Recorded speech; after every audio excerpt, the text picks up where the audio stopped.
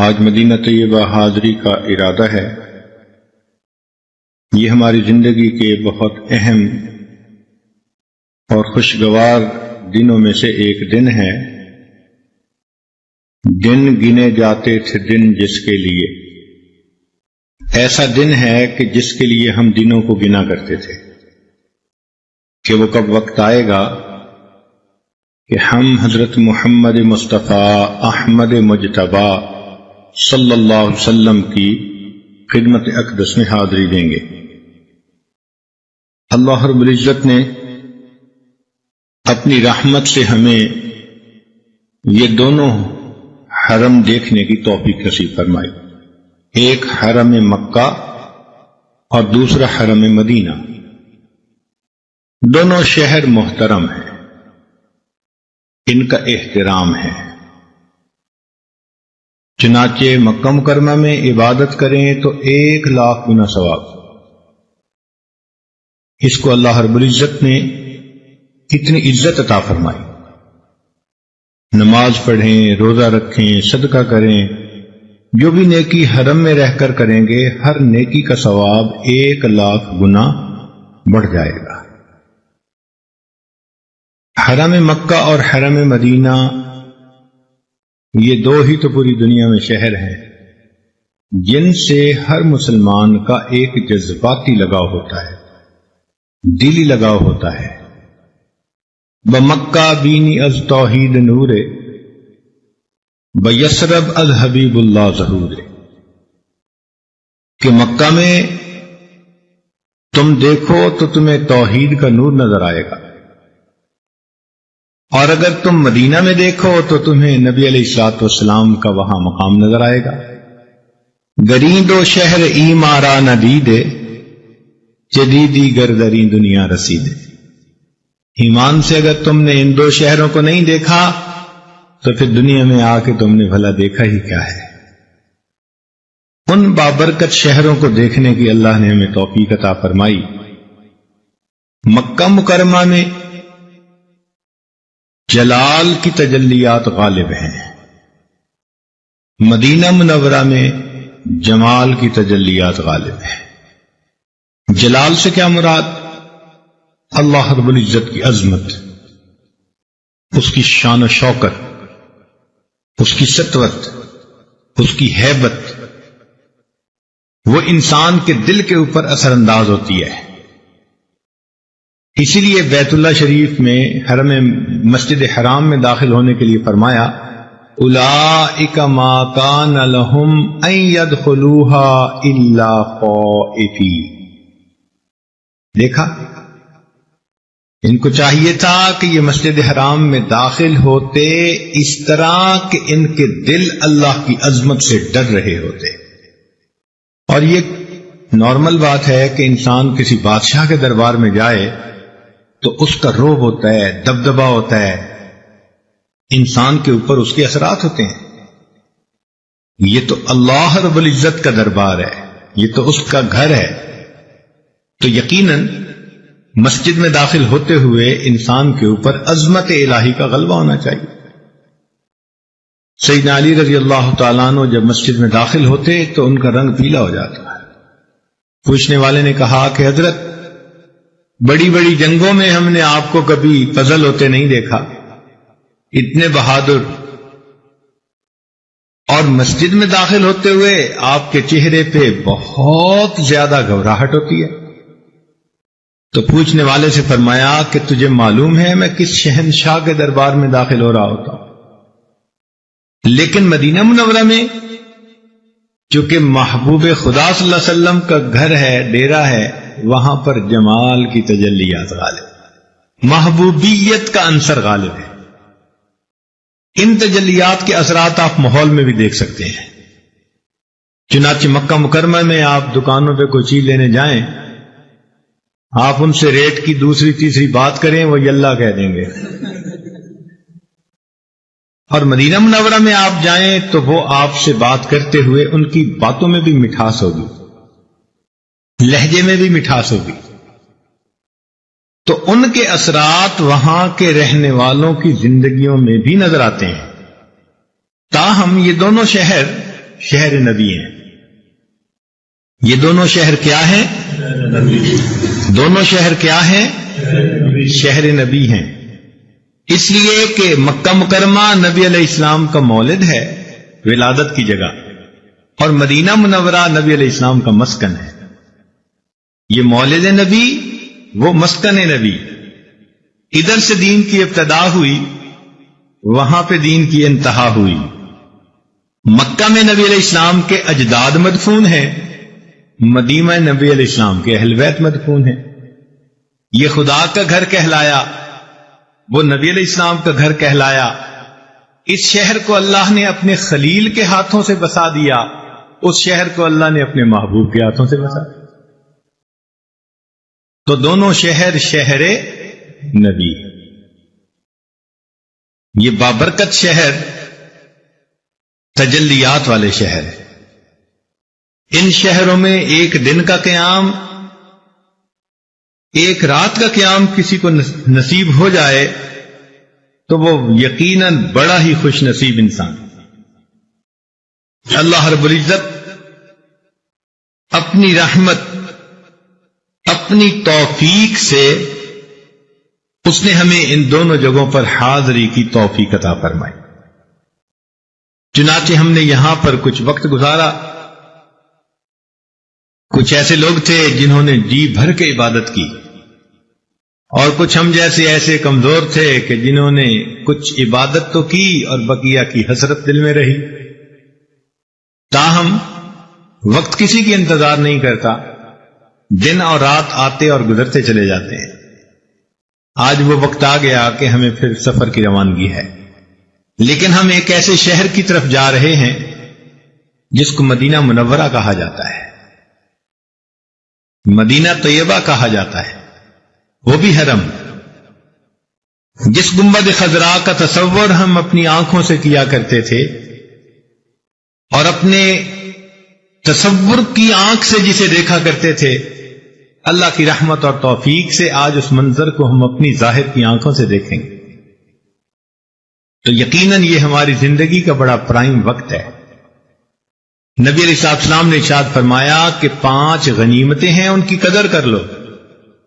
زندگی کی قدر کرو موت سے پہلے، جوانی کی قدر کرو بڑھاپے سے پہلے، صحت کی قدر کرو بیماری سے پہلے، مال کی قدر کرو غربت سے پہلے، اور فرصت کی قدر کرو مشغولی سے پہلے.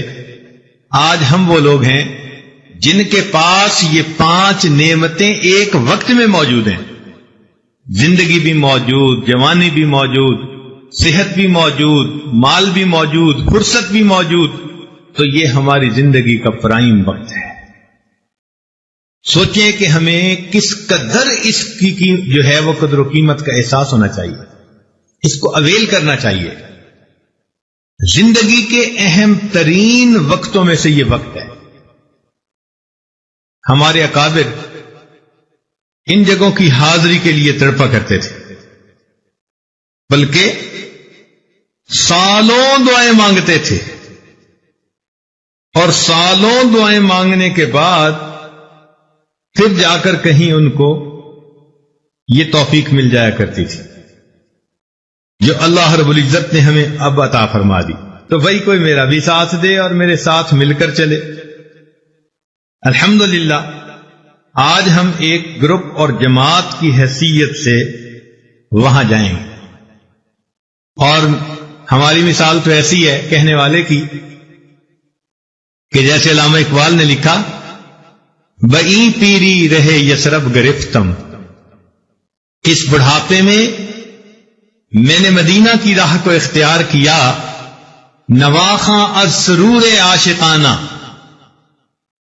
کہ میں سرور عاشقانہ کے ساتھ محبت میں اشعار پڑھتا جا رہا ہوں.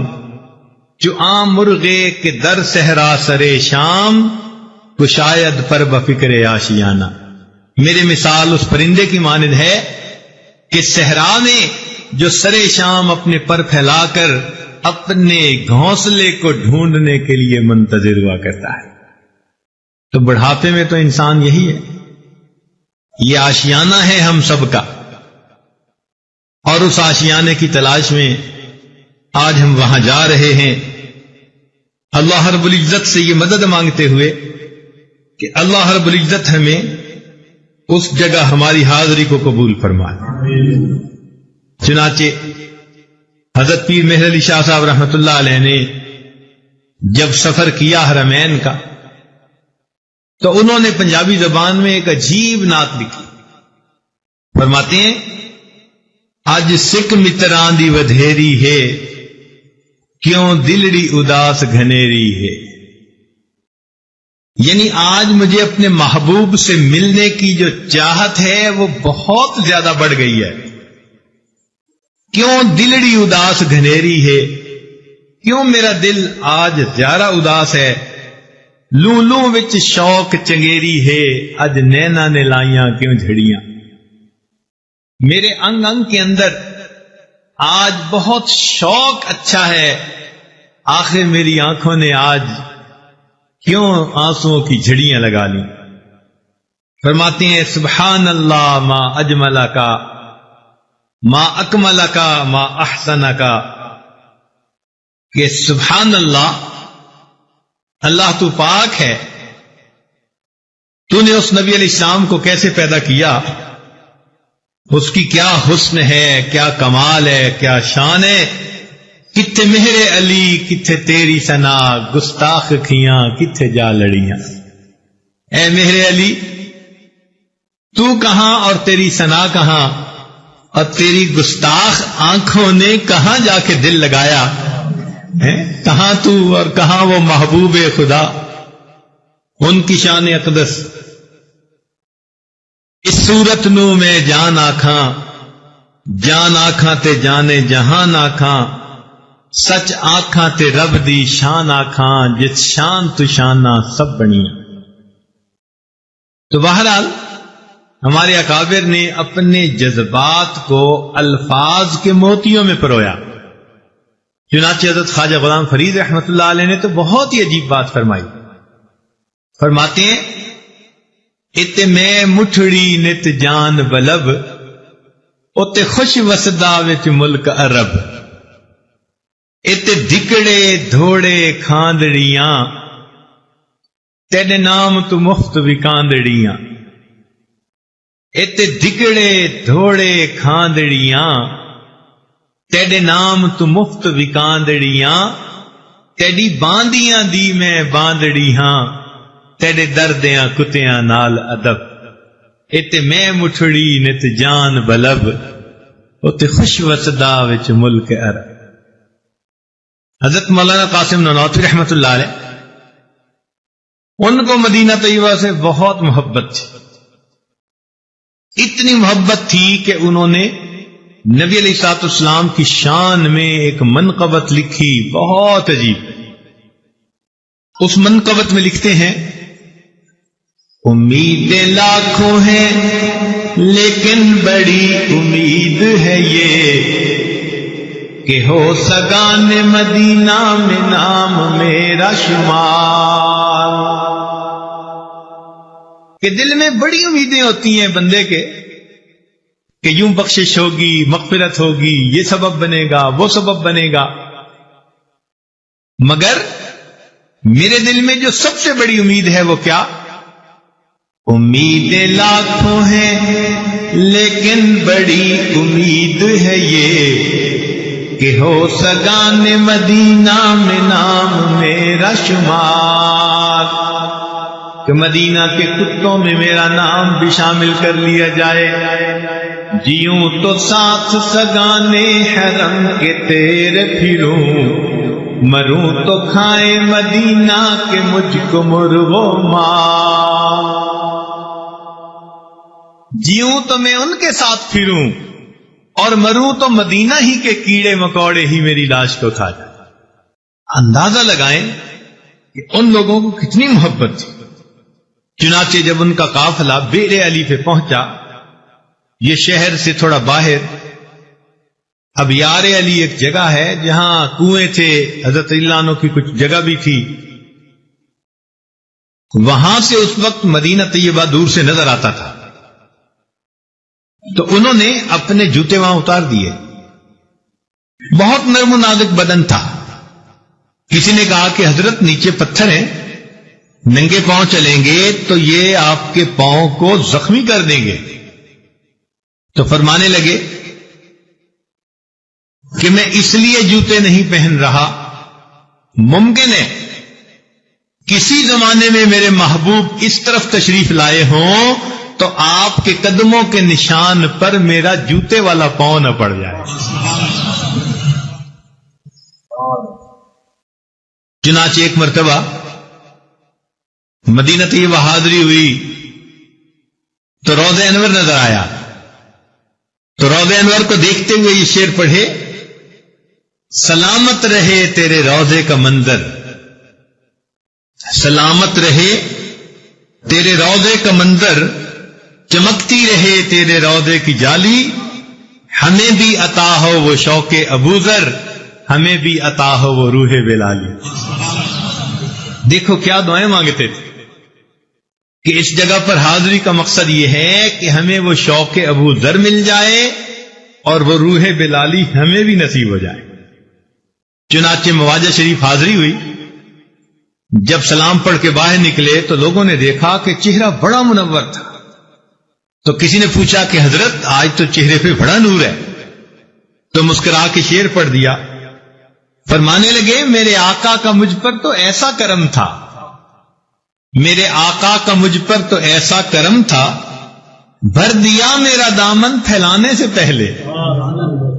میرے آقا کا مجھ پر تو ایسا کرم تھا، بھر دیا میرا دامن پھیلانے سے پہلے. یہ اتنے کرم کا عجب سلسلہ تھا، یہ اتنے کرم کا عجب سلسلہ تھا، نشہ رنگ لایا پلانے سے پہلے. چنانچہ جب مدینہ طیبہ سے واپسی ہونے لگی تو روضہ انور پر نظر ڈال کے آنکھوں میں آنسو تھے. فرمانے لگے ہزاروں بار تجھ پر اے مدینہ میں فدا ہوتا، ہزاروں بار تجھ پر اے مدینہ میں فدا ہوتا، جو بس چلتا تو مر کر بھی نہ میں تجھ سے جدا ہوتا. کیا محبت ہوگی. چنانچہ کہنے والوں نے تو یہاں تک کہہ دیا دل میں بسا ہے شوق رہے یار کا حفیظ. حفیظ طائب کا شعر ہے.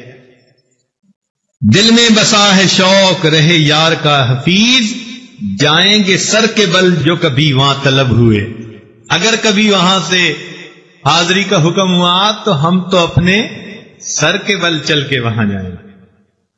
تو اتنی محبت کے ساتھ ہمارے اکابر وہاں کا سفر کیا کرتے تھے، جو آج اللہ رب العزت نے ہمیں وہاں جانے کی توفیق عطا فرمائی. کہنے والوں نے تو بہت کچھ کہا ہے. نظر میں جمال حبیب خدا، جس کی تصویر سینے میں موجود ہے، جس نے لا کر کلام الہی دیا، وہ محمد مدینے میں موجود ہے. پھول کھلتے ہیں پڑھ پڑھ کے صلی اعلی، جوم کر کہہ رہی ہے یہ باد صبا. پھول کھلتے ہیں پڑھ پڑھ کے صلی اعلی، جوم کر کہہ رہی ہے یہ باد صبا. ایسی خوشبو چمن کے گلوں میں کہاں، جو نبی کے پسینے میں موجود. اس محبوب خدا صلی اللہ علیہ وسلم کی خدمت میں ہمیں اللہ رب العزت نے حاضری کی توفیق عطا فرمائی. سچی بات یہی ہے، وہ رحمتوں کی جگہ، وہ برکتوں کے نزول کی جگہ ہے. بنا لیا ہے بہاروں نے گھر مدینے میں، مہک رہی ہے فضائے حرم مدینے میں. وہ فضائے حرم دیکھنے کی اللہ رب العزت نے ہمیں توفیق عطا فرمائی. ہمارے اکابر بڑی محبت کے ساتھ یہ سفر کرتے تھے، بلکہ کہنے والے نے تو کہا غم راہی نشاط آمیز ترکن، فغانش را جنو آمیز ترکن، بگیر سارباں راہ درازے، مراسو سے جدائی تیز ترکن. اے میری اونٹنی کے لگام پکڑنے والے ساربان، ذرا لمبے راستے سے لے کر چلنا، مجھے جدائی کا جو یہ سوز ہے یہ عجب مزہ دے رہا. نازاں ہے جس پہ حسن وہ حسن رسول ہے، یہ کہکشاں تو آپ کے قدموں کی دھول ہے. اے کاروان شوق یہاں سر کے بل چلو، طیبہ کے راستے کا تو کانٹا بھی پھول ہے. آج ہمیں اللہ رب العزت نے اس سفر پہ جانے کے لیے توفیق عطا فرمائی، اس لیے ہمیں چاہیے کہ ہم اس مدینہ طیبہ کے سفر کو محبت کے ساتھ کریں، پورا راستہ نبی علیہ الصلوۃ والسلام کے احسانات کو دل میں یاد کرتے رہیں، ان کے بارے میں جو محبت بھرے اشعار ہوں وہ پڑھتے رہیں، درود شریف پڑھتے رہیں، اور دل میں یہ کہیں کہ خاک طیبہ از دو عالم بہترست، آنخنک شہرے کے آنجا دل برست۔ وہ کیسا اچھا شہر ہے کہ جہاں میرا محبوب موجود ہے، اس پیاری جگہ پر ہماری حاضری ہوگی، لہذا یہ پورا سفر عاشقانہ سفر ہے۔ ایک جگہ علامہ اقبال عجیب شعر لکھتے ہیں، کہتے ہیں کہ میں تصور کی آنکھ میں یہ منظر دیکھ رہا ہوں کہ میں ایک اونٹنی کے اوپر سوار مدینہ طیبہ کی طرف جا رہا ہوں۔ ساری رات کا سفر کرنے کے بعد میں نے اپنی اونٹنی سے یہ کہا، سحر با نا کا گفتم نرم تر رو۔ جب صبح کا وقت ہونے لگا تو میں نے اپنی اونٹنی سے کہا کہ تھوڑا آہستہ چل۔ سحر با نا کا گفتم نرم تر رو کہ راکب خستہ و بیمار و پیرست، کہ تیرا جو سوار ہے بہت بوڑھا، بیمار، تھکا ماندہ ہے۔ میں نے اپنی اونٹنی سے سحر کے وقت یہ کہا کہ تھوڑا آہستہ چل، تیرا سوار بوڑھا، بیمار اور تھکا ماندہ ہے۔ جب میں نے اونٹنی سے یہ کہا، قدم مستانہ زد چنداں کے گوئی، بپایش ریگ ای صحرا حریرست۔ وہ کہنے لگی پاؤں زمین پر مار کے میں کیا کروں کہ اس صحرا کی ریت مجھے ریشم سے زیادہ نرم محسوس ہو رہی۔ یہ محبت کی باتیں ہوتی ہیں، جن کے دل میں وہ محبت ہوتی ہے وہ اس سفر کو اپنی زندگی کا ایک سہانا سفر محسوس کر کے اس کو اپنی زندگی میں قیمتی بنانے کی کوشش کرتے ہیں۔ لہذا ہمیں بھی چاہیے کہ ہم اس کو قیمتی بنائیں، دل میں یہ سوچیں۔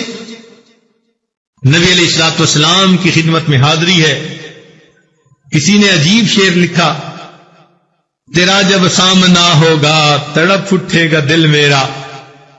اے اللہ کے محبوب صلی اللہ علیہ وسلم، تیرا جب سامنا ہوگا تڑپ اٹھے گا دل میرا، میری آنکھوں سے اشک غم مسلسل بہ رہا ہوگا، لپٹ کر تیرے دامن سے کہوں گا اپنی سب حالت، نہ جانے کس طرح مجھ سے بیان مدعا ہوگا۔ پتہ نہیں اس وقت ہم اپنے دل کے جذبات کو کیسے اپنے الفاظ کی زبان میں بیان کر سکیں گے۔ اسی لیے اس جگہ کے بہت آداب ہیں۔ کہنے والے نے کہا، آہستہ قدم نیچی نگاہ پست صدا ہو۔ مواج شریف پہ حاضری کے آداب بتا دیے۔ آہستہ قدم نیچی نگاہ پست صدا ہو، خوابیدہ یہاں روح رسول عربی ہے، اے زائر بیت نبی یاد رہے یہ، بے قاعدہ یا جنبش لب بے ادبی ہے، کیا شان ہے اللہ رے محبوب نبی کی، محبوب خدا ہے وہ جو محبوب نبی ہے، بجھ جائے تیری چھینٹوں سے اے ابر کرم آج، جو آگ میرے سینے میں مدت سے لگی ہے۔ مدت سے وہ جو سوز عشق کی آگ لگی ہے، آج اس در کی رحمت کے چھینٹوں سے اللہ کرے کہ اس سوز کو بھی اللہ تعالی آرام نصیب فرما دے۔ چنانچہ مدینہ طیبہ جب حاضری دیں تو یہ سوچیں کہ یہ وہ جگہ ہے جہاں اللہ رب العزت کے محبوب نے اپنی مبارک زندگی کے دن گزارے۔ خوشاب وقت مدینہ مقام تھا اس کا، خوشاب دور کے دیدار عام تھا اس کا۔ ایک وقت تھا نبی علیہ السلام جلوہ افروز ہوتے ہوں گے، ابو بکر، عمر، عثمان والی رضوان اللہ علیہم اجمعین صحابہ ان کے گرد بیٹھتے ہوں گے، مجلس لگتی ہوگی، دین کی دعوت ہوگی، کیسی وہ محفل ہوگی۔ اللہ رب العزت نے آج انہی جگہوں پر ہمیں بھی حاضری کی توفیق عطا فرمائی۔ یہ ہماری خوش نصیبی ہے کہ اللہ رب العزت نے ہم پر اتنا کرم فرمایا، اتنا احسان فرما دیا۔ لہذا اب مواجہ شریف کے بارے میں چند آداب ذہن میں رکھ لیجئے۔ سب سے پہلے یہ کہ مدینہ طیبہ میں رہتے ہوئے درود شریف کی کثرت کی جائے۔ اللہم صلی علی سیدنا محمد وعلی آل سیدنا محمد وبارک وسلم۔ یہ درود شریف بھی پڑھ سکتے ہیں۔ اگر کسی کے لیے اتنا لمبا درود شریف پڑھنا مشکل ہو تو صلی اللہ علی محمد صلی اللہ علیہ وسلم یہ بھی پڑھ سکتے ہیں، زبان پر نسبتاً آسان ہے۔ بہرحال جو بھی درود شریف آپ کو اچھا لگے، بعض پڑھتے ہیں جز اللہ عنا سیدنا محمد صلی اللہ علیہ وسلم و اہلہ، اور ایک بہترین درود شریف آپ حضرات کی خدمت میں عرض کر دوں کہ اللہم صلی علی سیدنا محمد صلی اللہ علیہ وسلم کما تحب و ترضی بعدد ما تحب و ترضی۔ اے اللہ، نبی صلی اللہ علیہ وسلم پر رحمتیں فرما اتنی کہ جتنا آپ چاہیں اور اتنی بار جتنی بار آپ چاہیں۔ اللہ، یہ عجیب جو ہے درود شریف ہے۔ تو اپنی اپنی محبت کی بات ہے، جہاں دل زیادہ متوجہ ہو بہرحال وہ درود شریف پڑھنا چاہیے۔ ہمارے اکابر نے لکھا ہے کہ جب مسجد نبوی میں حاضری ہو تو داخل ہوتے ہوئے مسجد کی دعا پڑھے، اعتکاف نیت کر لے اور درود شریف کثرت کے ساتھ پڑھے۔ نماز کا وقت ہو تو نماز ادا کرے، اگر نماز کا انتظار ہو تو بیٹھ کے درود شریف پڑھ لے، تلاوت کر لے۔ مدینہ طیبہ کے قیام میں جتنا بھی قرآن مجید پڑھے اس کو نبی علیہ الصلوۃ والسلام کی خدمت میں ہدیہ اور تحفہ کر کے بھیج دے۔ پھر جب یہ چاہے کہ میں نبی علیہ السلام کی خدمت میں حاضری دوں تو ہمارے اکابر کا ایک معمول تھا کہ وہ حاضری سے پہلے کچھ نہ کچھ صدقہ کیا کرتے تھے۔ اب اس کی بیک گراؤنڈ تو یہ ہے کہ قرآن مجید کی ایک آیت اتری جس میں اللہ رب العزت نے ایمان والوں سے فرمایا کہ تم میرے محبوب کی خدمت میں حاضر ہونے سے پہلے صدقہ کیا کرو۔ چنانچہ حضرت علی اللہ عنہ نے اس پر عمل کیا اور ساتھ ہی یہ آیت منسوخ ہو گئی۔ یعنی اللہ رب العزت نے امت کی آسانی کے لیے یہ حکم واپس لے لیا، مگر اپنی منشا تو بتا دی نا کہ میں چاہتا کیا ہوں۔ چنانچہ ہمارے اکابر کا یہ معمول رہا کہ وہ صدقہ کیا کرتے۔ صدقہ کے نام سے ڈرنا نہیں چاہیے، اس لیے کہ جہاں 1000 ریال صدقہ کہلاتا ہے وہاں 1 ریال بھی صدقہ کہلاتا ہے۔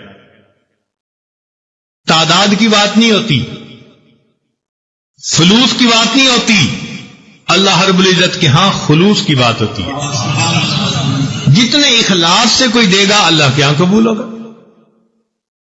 چنانچہ صدقہ بلاؤں کو ٹالتا ہے، تو ہمارے گناہ بھی تو ہمارے سر پہ بلا ہے نا، یہ بھی تو ہمیں ڈر ہے نا کہ کہیں ہمارے گناہوں کے سبب کہیں اللہ کے محبوب ہم سے ناراضی نہ ہو جائیں۔ تو ہم صدقہ نیت سے دیں گے کہ اللہ ہمارے گناہوں پہ پردے ڈال دیجئے، ان گناہوں کو مٹا دیجئے، تاکہ جب ہم اللہ رب العزت کے محبوب کی خدمت میں حاضر ہوں تو آقا خوشی کے ساتھ ہمارے سلام کو قبول فرما لیں۔ اس لیے حضرت شیخ الحدیث مولانا زکریا رحمۃ اللہ علیہ جب کبھی بیرون ملک کا سفر کرتے اور پھر واپسی پہ مسجد نبی میں حاضری دینے لگتے تو کبھی 5000 ریال فقراء میں تقسیم کرتے اور کبھی 10,000 ریال تقسیم کرتے اور پھر مسجد نبی میں جاتے تھے۔ تو بھائی اللہ نے ان کو تو شاہوں جیسی عظمت دی تھی، ان کے 10,000 صحیح اور ہمارے 10 ریال صحیح۔ تو جتنی دفعہ بھی حاضری دیں آپ 1 ریال کی بھی نیت کر لیں تو گویا عمل ہو گیا. اور اگر اس وقت مستحق کوئی بندہ نظر نہیں آتا تو نیت کر کے اپنے پیسے الگ کر دے کہ جب مستحق ملے گا میں ان کو دے دوں گا، مگر میں نے الگ کر لی.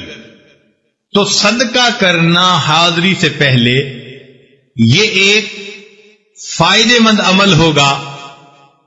نبی علیہ الصلوۃ والسلام کی بارگاہ میں حاضری قبول ہوگی، گناہوں کی معافی مانگیں. پھر جب مسجد نبی میں جائیں تو کوشش کریں اشراق کے وقت یا عشاء کے بعد ریاض الجنہ میں حاضری مل جائے. نبی علیہ السلام نے فرمایا ما بین بیتی و منبری روضۃ من ریاض الجنہ، کہ میرے گھر اور میرے منبر کے درمیان جو جگہ ہے وہ جنت کے باغوں میں سے باغ ہے. چنانچہ اس کو ریاض الجنہ کہا جاتا ہے، اور وہاں سبز رنگ کا قالین ہے بچھا ہوا. مرد لوگ تو جب چاہیں جا سکتے ہیں. بعض مواقع پہ بھیڑ ہوتی ہے، تہجد میں بھی اتنی بھیڑ نہیں ہوتی، اور آج کل دن کے اوقات میں 10-11 بجے بہت وہاں آسانی کے ساتھ جگہ مل جاتی ہے، یا ظہر کے بعد آسانی سے جگہ مل جاتی ہے. رات کو عشاء کے بعد بھی جب لوگ چلے جاتے ہیں تو پھر ریاض الجنہ میں نسبتاً آسانی سے نفل پڑھنے کی توفیق مل جاتی ہے. تو ریاض الجنہ میں جا کے کچھ نفل پڑھ لیں، صلاۃ التوبہ کے، صلاۃ الحاجت کے، شکرانے کے، جو بھی اپنی حاجات ہیں اللہ رب العزت کے سامنے پیش کرنی، ان کے لیے نماز پڑھ کر اللہ تعالی سے وہاں بیٹھ کے دعا مانگیں.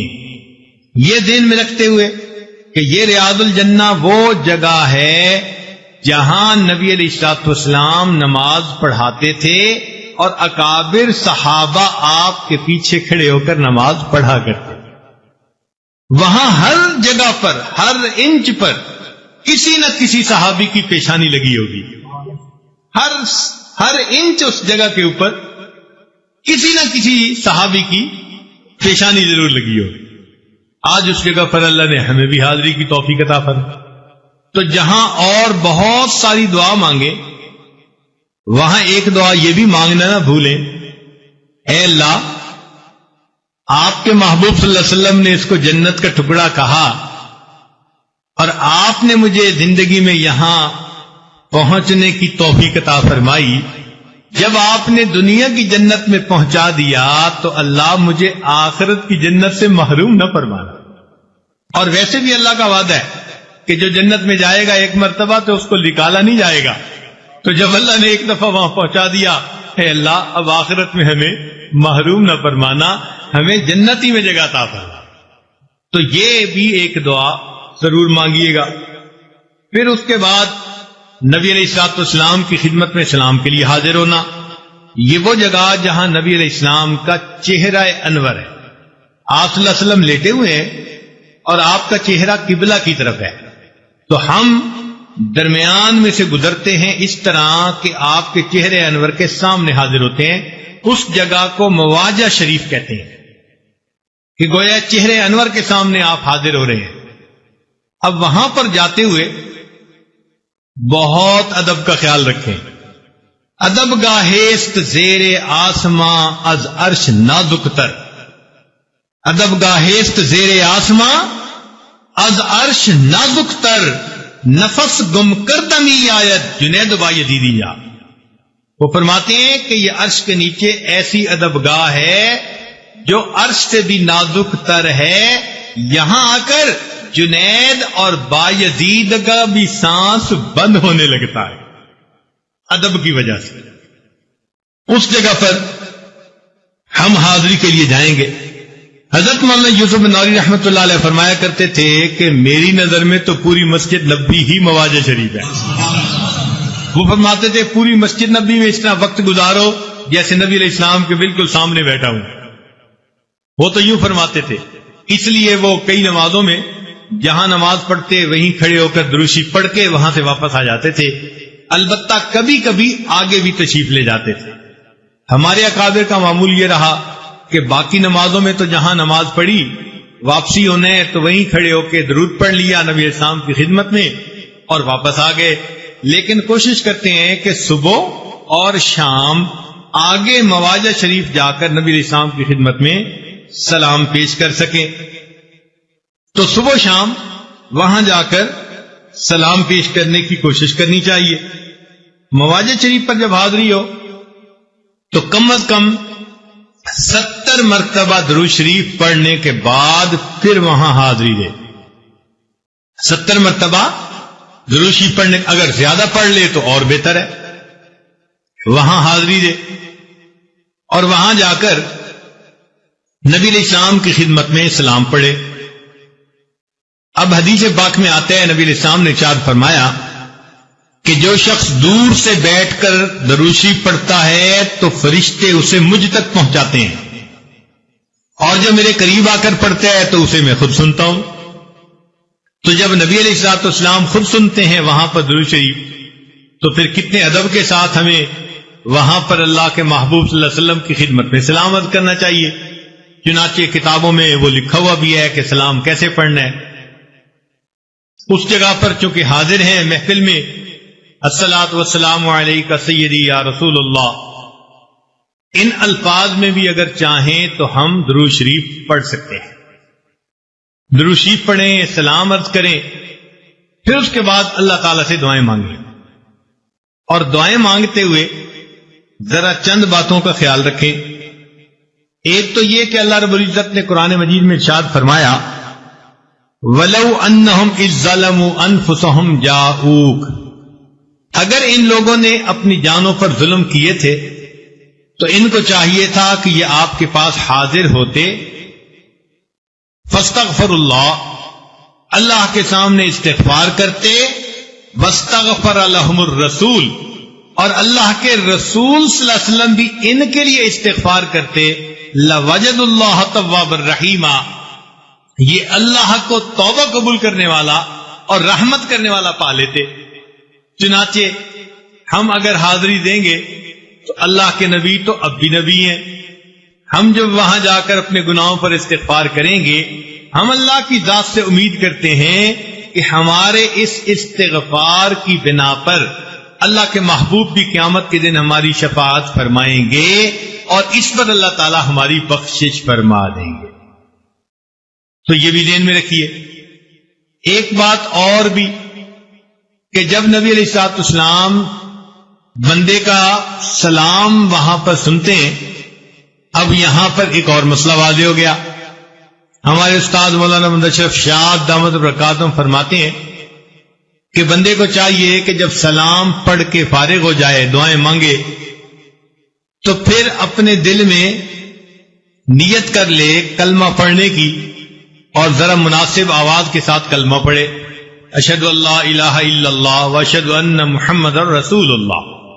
اور کلمہ پڑھنے کے بعد یہ عرض کرے کہ اے اللہ کے پیارے محبوب صلی اللہ علیہ وسلم، میں نے آپ کے سامنے کلمہ پڑھا ہے، اب آپ قیامت کے دن میرے ایمان کی گواہی دے دیجیے. اور جس بندے کے ایمان پر قیامت کے دن اللہ کے محبوب صلی اللہ علیہ وسلم نے گواہی دے دی، اس بندے کا بیڑا پار ہو جائے. تو بہرحال وہاں جتنے بھی آدمی دعا مانگ سکے وہ دعا مانگے. صد شکر کے ہستے میں آنے دو کریم، اللہ کا لاکھ شکر ہے کہ ہم دو کریموں کے درمیان ہیں. اللہ بھی کریم ہے اور رسول اکرم بھی کریم ہے. دو کریموں کے درمیان ہم موجود ہیں. الحمدللہ اللہ کی یقیناً ہم پر رحمت ہوگی. چنانچہ علامہ اقبال نے شعر لکھا کہ اگر کبھی میں وہاں حاضر ہوتا تو میں نبی علیہ السلام کے روضہ انور پر جا کر یہ شعر پڑھتا، ما ازاں خاتون تے اریاں تریم، پیش اقوام جہاں بے چادرے. اے اللہ کے محبوب صلی اللہ علیہ وسلم، قبیلہ طے کی ایک جوان لڑکی آپ کے سامنے آئی تھی اور اس کے سر پر چادر نہیں تھی، تو آپ نے اپنی کملی مبارک، وہ جو نبوت کی چادر تھی، اس سے اس کے سر کو ڈھانپ لیا تھا. آج آپ کی امت اقوام عالم کے سامنے ننگے سر ہے، اب آپ اپنی رحمت سے اس امت کے سر کو ڈھانپ لیجیے. تو واقعی سچی بات یہی ہے، ہمیں یہ دعائیں کرنی چاہیے کہ اللہ امت محمد صلی اللہ علیہ وسلم پر خصوصی رحمت نازل فرمائے. خصوصی رحمتیں نازل فرمائے اور اللہ تعالی ہماری دعاؤں کو قبول فرما لے. مفلسانی آمدہ در کوئے تو شیئن للہ الجمال روئے تو دست بکشا جانب زنبیل ماں آفری بر دست بر بازوئے تو. یہ ہماری کتنی خوش نصیبی ہے کہ ہمیں مسجد نبوی صلی اللہ علیہ وسلم میں نماز کے لیے جانے کی توفیق نصیب ہوگی. میری سجدہ گاہ تیری زمین یہ بڑے نصیب کی بات ہے. میری سجدہ گاہ تیری زمین یہ بڑے نصیب کی بات ہے. تیرے نقش پا پہ میری جبیں یہ بڑے نصیب کی بات ہے. نبی علیہ السلام کے نقش پا ہوں گے نا کہیں اور ان پر ہماری جبیں پڑے گی. ہاں اس لیے ہم ذرا اندازہ کریں کہ کس جگہ پر اللہ رب العزت ہمیں حاضری کی توفیق عطا فرما رہے ہیں. تو وہاں اپنے دل کا غم نکال دیجئے. جیسے ماں کے پاس آ کے بچہ رو پڑتا ہے سارا غم نکال دیتا ہے. شفقت ملتی ہے, محبت ملتی ہے, رحمت ملتی ہے. دیار رسول صلی اللہ علیہ وسلم بھی اسی طرح ہے کہ نبی علیہ السلام کے قدموں میں حاضر ہوں, اپنے دل کے غم وہاں کہہ لیں. بیٹیاں باپ کی خدمت میں حاضر ہوتی ہیں تو آنکھوں کے آنسوؤں سے اپنے دل کی تمنا بیان کر دیتی ہیں. یہ امت کی بیٹیاں وہاں حاضری دیں گی تو یہ اپنے آنسوؤں سے اپنی دعاؤں کو لکھ ڈالیں. تو پھر دیکھیں اللہ رب العزت کے محبوب کی طرف سے کیا رحمتیں ہوں گی, کیا مہربانیاں ہوں گی. کبھی آہ دل سے نکل گئی, کبھی اشک آنکھ سے ڈھل گئے. کبھی آہ دل سے نکل گئی, کبھی اشک آنکھ سے ڈھل گئے. یہ تمہارے غم کے چراغ تھے, کبھی بجھ گئے کبھی جل گئے. تو جب دل میں محبت ہوگی تو یقیناً وہاں پر ایسے ہی انسان کا وقت گزرے گا. امام مالک رحمت اللہ علیہ جو فقیہ دار الہجرہ کہلاتے ہیں, ان کے بارے میں آتا ہے کہ اللہ رب العزت نے ان کو بہت گھوڑے دیے تھے, مال منال دیا تھا, مگر مدینہ طیبہ کے اندر گھوڑے پہ وہ سوار نہیں ہوتے تھے. تو کسی نے پوچھا امام صاحب سے کہ حضرت آپ کے پاس گھوڑے بھی ہیں, مدینہ طیبہ میں گھوڑے پہ سوار نہیں ہوتے. تو فرمانے لگے کہ جس زمین پر میرے محبوب صلی اللہ علیہ وسلم نے اپنے قدم مبارک لگائے مالک کو زیب نہیں دیتا, وہ گھوڑے کے سموں سے اس زمین کو پامال کر دے. اتنا ادب. چنانچہ جب قضاء حاجت کی ضرورت ہوتی تو حرم سے باہر جاتے اور وہاں پر قضاء حاجت سے فارغ ہو کر باہر واپس آتے تھے. بلکہ کتابوں میں لکھا ہے کہ بالکل باؤنڈری لائن پر بیٹھتے, ایک پاؤں ادھر ہوتا ایک پاؤں ادھر ہوتا, مگر فراغت حرم کے باہر ہوتی, اور پاؤں حرم میں اس طرح رکھتے کہ اگر اس حالت میں موت آ جائے تو مجھے حرم میں مدینہ میں موت آ. ایسی دل میں چاہت. ہمارے کتنے اکابر تھے جو سفر نہیں کیا کرتے تھے کہ کہیں ایسا نہ ہو کہ ہمیں حرم سے باہر موت آ جائے. نبی علیہ الصلوۃ والسلام نے ارشاد فرمایا, حدیث پاک کا مفہوم ہے ہو سکے تو مدینے میں آ کے مر جا. تو تمنا رکھنی چاہیے. رب کعبہ سے کرینے کی دعا مانگی ہے, ہم نے مرنے کی مدینے میں دعا مانگی. تو ہمارے دل میں بھی ایک تمنا رہے. نبی علیہ السلام نے فرمایا کہ میں سب سے پہلے اٹھوں گا, میرے ساتھ ابو بکر عمر ہوں گے, اور میں جنت بقیع میں آؤں گا, اور پھر اہل بقیع میرے ساتھ اٹھیں گے, اور پھر یہ اٹھ کر اللہ کے دربار میں قیامت کے دن حاضری دیں گے. تو اس بقیع کی جگہ اللہ ہمیں بھی موت کے وقت نصیب فرما دے. یہ تمنا تو کم از کم ہر دل میں ضرور ہونی چاہیے نا, کہ اللہ رب العزت ایسی توفیق عطا فرما دے.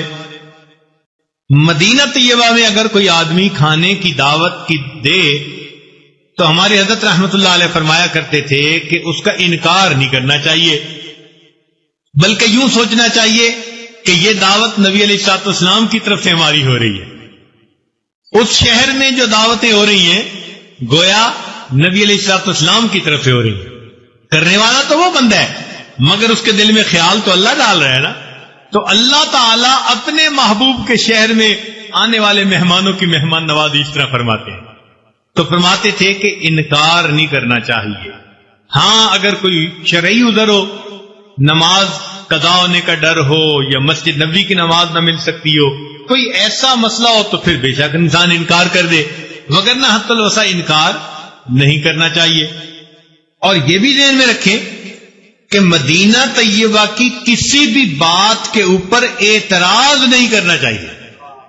آپ ذرا بتائیں کہ آپ کے گھر میں جھاڑو دینے والا یا آپ کے واش روم کی صفائی کرنے والا اگر آپ اس کو کسی وقت اپنے ڈرائنگ روم میں اور لیونگ روم میں بلا لیں اور وہ وہاں آ کر اعتراض کرنا شروع کر دے، یہ ٹھیک نہیں وہ ٹھیک نہیں، آپ کیا کریں گے؟ کہیں گے گیٹ آؤٹ، تمہاری اوقات کیا ہے کہ تم آ کے یہاں نکتہ چینیاں کر رہے ہو؟ ہماری حالت اس چوڑے چمار سے بھی گئی گزری ہے، اور ہم اللہ رب العزت کے محبوب کے اس شہر میں جا رہے ہیں، ہمیں زیب نہیں دیتا کہ وہاں جا کر ہم کسی بات کے اوپر اعتراض کریں۔ کوئی چیز قابل اعتراض نظر بھی آئے تو اپنی زبان کو بند رکھیں۔ بعض لوگوں کو دیکھا کہ بیٹھ کر کمنٹس کرنے شروع کر دیتے ہیں، او جی یہ ہوتا ہے، او جی وہ ہوتا ہے۔ بھائی ڈر جائیں، ایسا نہ ہو کہ آئندہ حاضری کی توفیق ہی چھین لی جائے۔ اچھا یہ آتا ہے تو اعتراض کرتا ہے، آج کے بعد اس کو یہاں آنے ہی نہیں دینا، پھر کیا بنے گا بھائی؟ ہمارے حضرت رحمت اللہ علیہ ایک واقعہ سنایا کرتے تھے، فرماتے تھے کہ ایک آدمی ناشتہ خریدنے کے لیے گیا تو اس نے صبح ہوٹل سے کوئی کھانا لیا۔ کھانے کے دوران ہوٹل والے نے اسے کہا بھائی دہی بھی لے لو، تو جب اس نے کہا نا کہ دہی بھی لے لو تو وہ کہنے لگا یار مدینہ کی دہی کھٹی ہوتی ہے۔ اب اپنی روانی میں یہ بات کر بیٹھا، رات خواب میں نبی علیہ الصلوۃ والسلام کی زیارت نصیب ہوئی۔ نبی علیہ الصلوۃ والسلام بہت جلال میں فرمایا تم کہتے ہو کہ مدینہ کی دہی کھٹی ہوتی ہے، لہذا یہاں سے چلے جاؤ۔ اب خواب ختم ہو گیا، یہ بڑا پریشان کہ کیا ہو، چنانچہ صبح علماء سے پوچھا، علماء نے کہا کہ بھئی ایسے کرو کہ نبی علیہ الصلوۃ والسلام کے چچا سیدنا حمزہ رضی اللہ تعالیٰ عنہ، وہ نبی علیہ السلام کے بہت محبوب تھے، چچا تھے، دوست تھے، بھائی تھے، لہذا ان کی خدمت میں کچھ قرآن پڑھ کر پیش کرو اور وہاں جا کے دعا مانگو، ہو سکتے اللہ تعالیٰ تم پر مہربانی کر دے۔ چنانچہ وہ شہدائے بدر کی جگہ پر حاضر ہوا، وہاں بھی دعائیں مانگی، قرآن پڑھا، ایصال ثواب کیا۔ رات خواب میں سیدنا حمزہ رضی اللہ عنہ کی زیارت نصیب ہوئی، مگر حمزہ رضی اللہ عنہ نے اس شخص کو کہا کہ دیکھ تجھے نبی علیہ السلام حکم فرما چکے ہیں کہ یہاں سے باہر چلا جا، اگر تو باہر نہیں نکلے گا تو تیرا ایمان سلب ہونے کا اندیشہ ہے، فوراً چلا جا یہاں سے۔ تو ہمارے حضرت فرمایا کرتے تھے کہ اس لیے ہمیں زیب نہیں دیتا کہ ہم وہاں کی کسی بھی چیز کے اوپر تنقید کریں، کوئی تنگی بھی پہنچ جائے تو خاموش رہیں، اس لیے کہ ہمیں وہاں حاضری کی اجازت مل جانا یہی ہماری اوقات سے بڑی بات ہے۔ اس لیے ہم وہاں جا کر ادب کا خیال رکھیں اور اللہ رب العزت سے دعائیں مانگتے رہیں۔ اللہ جب آپ نے اس محبوب صلی اللہ علیہ وسلم کے قدموں میں ہمیں یہاں پہنچا دیا تو اب اپنی رحمت سے اللہ ہمیں یہاں کی برکتوں سے بھی حصہ عطا فرما دیجیے۔ چنانچہ بعض لوگ اپنے تصور کی دنیا میں مدینہ طیبہ کی محفلوں کے بارے میں اور فضا کے بارے میں سوچتے تھے اور لکھتے تھے۔ کسی لکھنے والے نے لکھا، کاش وہ چہرہ میری آنکھوں نے دیکھا ہوتا، کاش وہ چہرہ میری آنکھوں نے دیکھا ہوتا، مجھ کو تقدیر نے اس دور میں لکھا ہوتا، باتیں سنتا میں کبھی پوچھتا معنی اس کے، آپ کے سامنے اصحاب میں بیٹھا ہوتا، جب بھی مسجد نبوی میں اذانیں ہوتی میں مدینے سے گزرتا ہوا جھونکا ہوتا۔ کسی نے کچھ کہا، کسی نے کچھ کہا، مگر ایک شاعر نے تو اپنے دل کے جذبات کو عجیب انداز سے کہا۔ اس نے کیا لکھا؟ سوچتا ہوں میں تب جنم لیتا، سوچتا ہوں میں اس دور میں اگر پیدا ہوتا۔ یہ تو محبت کی بات ہے، چشم تصور میں بات کہہ رہا ہے۔